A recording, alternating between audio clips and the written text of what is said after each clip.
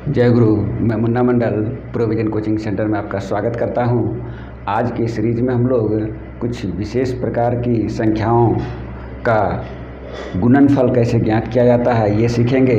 तो देखिए सबसे पहले मैं उसके बेसिक कंसेप्ट को आपको समझाऊंगा, उसके बाद फिर उसके शॉर्टकट ट्रिक में हम पहुंचेंगे। जैसे देखिए, सपोज किसी संख्या को 999 या 999, 9999 इस तरह से अगर किसी संख्या को अगर इनमें से किसी संख्या से गुणा करना हो तो हम कैसे गुणा करते हैं शॉर्टकट में। सबसे पहले इसको हम लोग बेसिक तरीके से समझ लेते हैं। सपोज कि एक संख्या है, ये इसको हमको 9 से गुणा करना है तो इसको हम लोग लिख सकते हैं इस तरीके से 24, और यहाँ पे हो जाएगा 9 को हम लोग लिख सकते हैं 10 घटा 1, और यहाँ पे ये हो जाता है आपका 24 गुना 10 घटा 24 गुना 1 यानी 24 हो गया। तो यहाँ पे हो जाएगा 24 गुना 10 यानी 10 से गुना करने का मतलब एक जीरो आ गया। फिर यहाँ पे 24 माइनस करेंगे तो यहाँ पे हो जाता है मेरा 216। यहाँ सिर्फ हम इसको इस कंसेप्ट को समझाने के लिए ये बताए हैं। अब हम लोग डायरेक्ट चलेंगे संख्या को कैसे शॉर्टकट में बनाते हैं। इसको समझने के लिए देखिए, किसी भी संख्या को 9 से अगर गुना किया जाए तो हम लोग उस संख्या में एक जीरो डाल देंगे, क्योंकि ये 10 के नज़दीक है। 10 के नज़दीक है, 10 से किसी भी संख्या को गुना करने के लिए एक जीरो डालेंगे और माइनस उसी संख्या को हम घटा देंगे। इसी प्रकार अगर किसी संख्या को 99 से गुना करना हो, चाहे यहाँ 1 अंकों की हो, 2 अंक की हो, 3 अंक की, 4 अंक, कितनी ही अंकों की संख्या ये क्यों नहीं हो, इससे कोई अंतर नहीं पड़ने वाला है। हमको देखना है कि इसमें से क्या है। अगर 9 से गुना करना हो तो उस संख्या में एक जीरो डालेंगे और माइनस वही संख्या कर देंगे। 99 से अगर गुना करना हो तो इसके जगह पर हम 2 जीरो डालेंगे और फिर उसी संख्या को माइनस करेंगे। जैसे देखिए, यहाँ पे हम लोग देख लेते हैं, सपोज ये 3 अंकों की संख्या है, इसको हमको 99 से गुना करना है। तो करना क्या है, हमको डायरेक्ट यहाँ पे देखिए करेंगे 3 4 5 और 2 जीरो डाल देंगे, और उसके बाद इसी को, यही संख्या था यहाँ पे माइनस कर रहे थे, बस इसी को यहाँ पे माइनस करेंगे। तो यहाँ पे अगर हम लोग लिखें तो थोड़ा सा ज़्यादा समय लगेगा आपको माइनस करने में। यहीं पे डायरेक्ट सीधा सीधे आप लिख दीजिए 3 4 5, इसका आपका आंसर आ चुका है 5। 9 में 4 गया 5, 4 में 3 गया 1, यहाँ पे बच गया 4 3, आंसर आपका रेडी।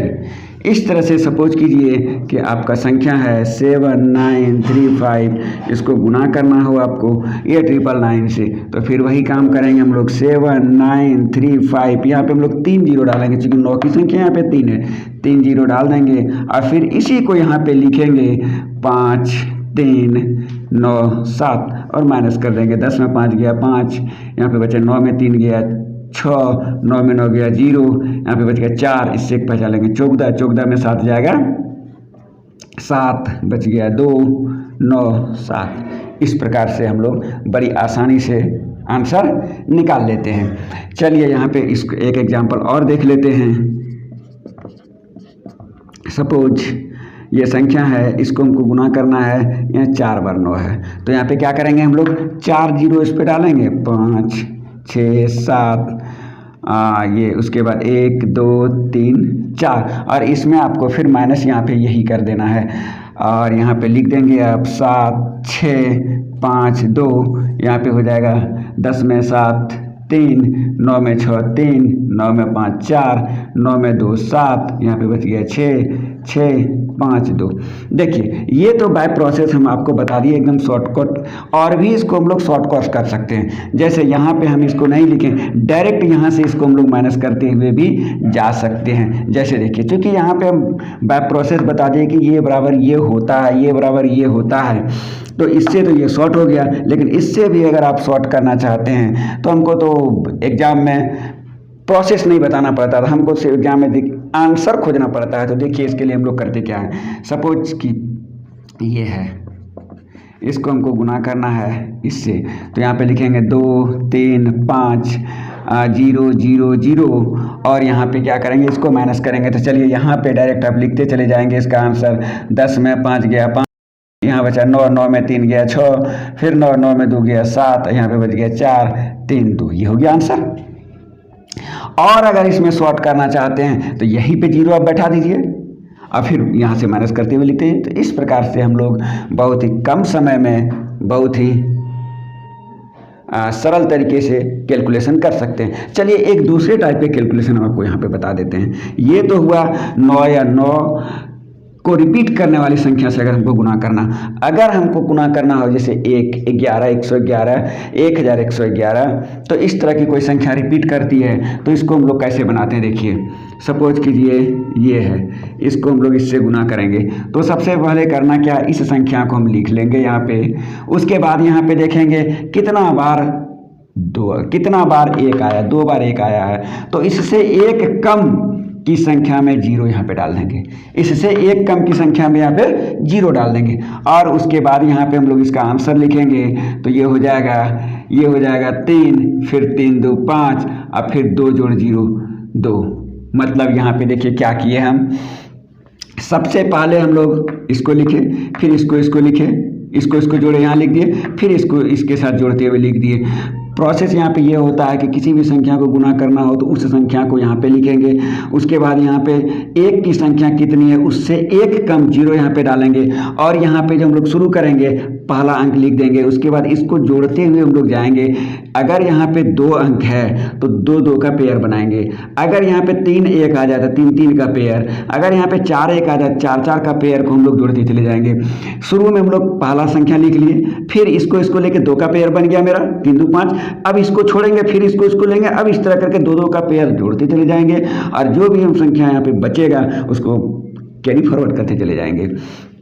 जैसे एक बार और हम लोग देख लेते हैं। सपोज कि ये संख्या ऐसी है, यहाँ पे हम लोग क्या देख रहे हैं 3 2 5। यहाँ पे कितना 1 आ गया, 3 बार 1 है, तो यहाँ पे 2 0 आप डालिए। उसके बाद इसका आंसर आप लिखते हैं तो सबसे पहले यहाँ पे 5 लिखेंगे, फिर 5 2 7 लिखेंगे और फिर 5 2 7 3 10 लिखेंगे। अब 3 का पेयर यहाँ पे पहुँच चुका है, चूँकि यहाँ पे अंकों की संख्या 3। अब इससे ज़्यादा का पेयर नहीं बनाएंगे। अब उसी को हम लोग लास्ट तक चलेंगे। जितना अंक यहाँ पे है, इसकी संख्या जितनी है उतना तक हम लोग पहुँचेंगे और उसके बाद उसी को फिक्स करके लास्ट तक हम लोग चलेंगे। जैसे कि 5 लिख लिए, 5 2 7, 2 को जोड़े, फिर यहाँ पे 3 को जोड़े, 5 2 7 3 10, हाथ में बच गया 1। अब यहाँ से 1 छोड़ेंगे, इधर 1 बढ़ेंगे, 3 का पेयर बनेगा तो 3 2 5 और हाथ में 1 बचा हुआ है 6। फिर इसको छोड़ेंगे, अब इसको जोड़ेंगे, 3 जोड़ 0 जोड़ 0 यानी 3 हो गया। इसका आंसर ये निकल गया।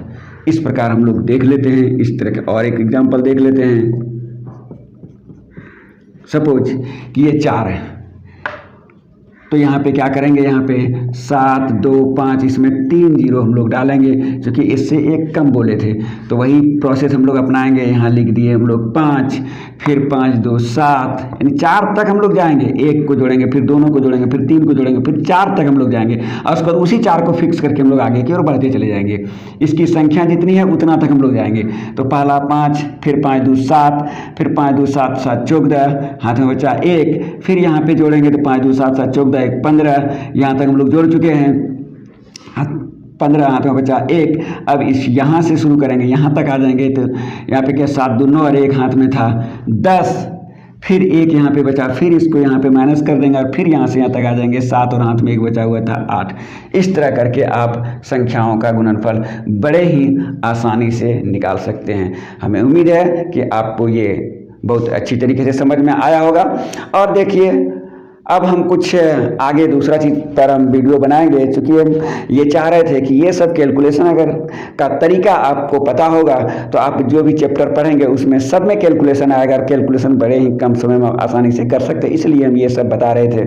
अब रूल तो वैसे बहुत है, लेकिन अब ज़्यादा रूल पर डिस्कस हम लोग नहीं करेंगे। अब हम लोग कुछ अलग चैप्टर की ओर चलेंगे 1-2 दिन में, और एक सीक्वेंस में चलेंगे। प्रत्येक चैप्टर का बेसिक से लेकर बहुत टॉप लेवल तक हम लोग चलेंगे, ताकि वैसे स्टूडेंट्स जो ग्रुप डी की तैयारी करते हैं वो भी इसका लाभ ले सकेंगे, और उससे ऊपर एसएससी एनटीपीसी वगैरह जो भी तैयारी करेंगे सबको इसका लाभ मिलेगा।